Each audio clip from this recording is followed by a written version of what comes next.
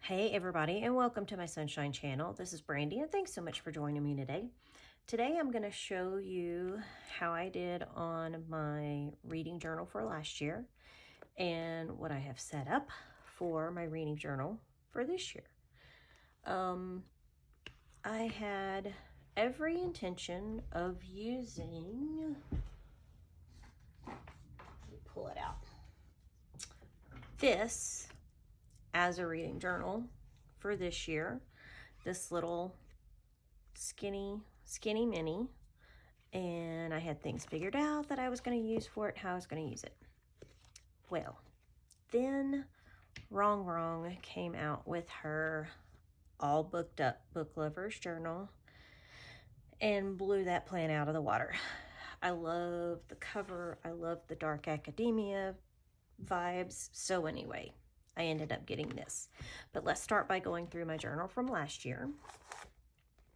I had really high hopes last year of lots of trackers. You will see that I did not use all of the trackers, so I've scaled that back this year for what I'm going to use. So I had created this last year, a TBR list I never even looked at. Not even going to use one this year. A bookshelf, which I did. I started off pretty good, but then I ended up stopping. This was a year at a glance or a year in review of all the little book covers. I am not going to do that again because printing these teeny tiny things out was a pain. It is kind of nice to see them all there, but yeah, so I'm not going to be doing that again. I did a 52 books in 52 weeks challenge, which I am going to do again this year. And I read more than 52 books. I just did not cover all of the challenge. But I got the majority of it, so I was still pretty pleased with myself. So I am going to do this again. I've printed it out in a different format because I'm using a bigger one, so that does kind of help. I really like that. A monthly review. I am going to do this again. It looks a little bit different, but I like having this to look at. I only read one book in May, 2 books in June, 2 in July, and 3 in August. I am a teacher. When I get out of school, sometimes I just don't want to do any reading at all. And I really did have a very busy summer this past summer, so I didn't get a whole lot of reading done. I did 18 books in March. I usually have 2 books going at the same time. I'll have an audio book that I listen to and from work, and then I'll have another one at home that I read when I get home. So I don't know. I feel like I did pretty good. Over my overall stats, which I think I have in here. I thought I put them in here somewhere. My total number of books. I'll have to look at it. I thought I had it somewhere in here. Yeah, a daily reading tracker. Yeah, didn't happen. I tracked that in my journal. So there was that. And then I have my each month. I had a monthly calendar where I was writing when I started, when I stopped something. I have a calendar printed out that I'm going to use, but I'm just not going to use these stickers that I made. I made these specifically for this mini planner that I was reusing. And then I have where I put the title, who it's by, the genre, pages, or number of hours. Well, there wasn't any audiobooks, or number of hours if it was an audiobook, and the cover, and then just a blurb about it. It's not really, I don't like to do ratings. I'm an easy reader. I could rate something 5 stars and other people not. I just don't do the ratings, but I like to put what the book was about so I can go back and look at it. I had printed these to go with the 52 books in 52 weeks. I had printed a whole page of what each thing was and had started writing them down in here. I'm not going to do that again. That was just a whole extra step, a whole extra bit of time, and then I added the reading, and it's just not what I do. So that's kind of how this was all set up. I thought I had, let me look, maybe I have it here in the back. I thought I read, I believe 72. Yeah, I didn't even finish this one. As you can see, as it got towards the end of the year, I kind of slacked off. So I don't want to do that again, but I thought I had put like my total somewhere. I guess I didn't. I ended up reading 72 books for the year, which I thought was really good. I was just hoping I could get through the 52, and I got through 72, so I thought that was pretty good.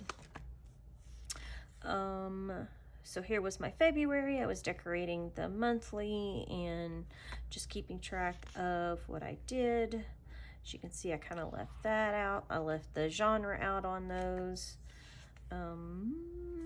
So I did some of these. Let's see. In March, I was reading like 2 books at a time here. Going back and forth between the 2. Oops, skipped a page. I really did like using this many. I wanted to repurpose something and not buy another journal. I didn't want to purchase anything, so that's why I did it in here. And it came out okay. You know, I was able to use pages that and things that I hadn't used before. It did pretty good. As you can see, here is my, when I went through May, didn't hardly read anything. June, didn't hardly read. I was a very busy summer. July, didn't read a whole lot. August, kind of got back into it, but only read 3 books there. September, what was there? 6, 5. There's a couple of, so I put the hours when it's a audiobook. Pages are sticking together. I read more in October, and instead of adding a page, I just stuck it on the divider. Going through November, and oh, that was 2 together. That's why I didn't put it over here. Again, I just put it on the divider instead of putting another page. I didn't even finish these book jackets. Yeah, and that was like a demo thing that I had done. So there was my one for 2024. This is what I'm going to use for 2025. When I got it, I forgot how much stuff was in it that I wasn't going to use. But it's okay, because I can use this cover over and over and over again. That's my plan. So I love this inside. It's just so pretty. I love the green discs. This is totally my vibe. I got these stickers from Alpha Basics from Kell of a Plan. Yes, I know they're bright against this, but I'm okay with that. I just love all of this from Wrong Wrong. So here's my sections. And I didn't put tabs on them or any, I mean, not tabs. I didn't put titles on the tabs or anything because I'll just remember what they are. Here's the 2025 52 Book Club Reading Challenge. So I already have one. Read one book that had a moon on the cover. So I'm just going to check them off on here. I'm not going to go through all the extra steps that I did last time. And I'm okay with that. This right here, I need to get better at. I write in my journal, my creative journal, what I'm reading, and I forget to transfer it over to here. So I need to do that. This is the book that I read that satisfied, and when it satisfies one of the prompts, I write it there, and then that way I can check it off here when I'm done with it. So I need to kind of fill this in a little bit more. This is a calendar that I printed off of the internet. It didn't quite come out like I wanted, but it works.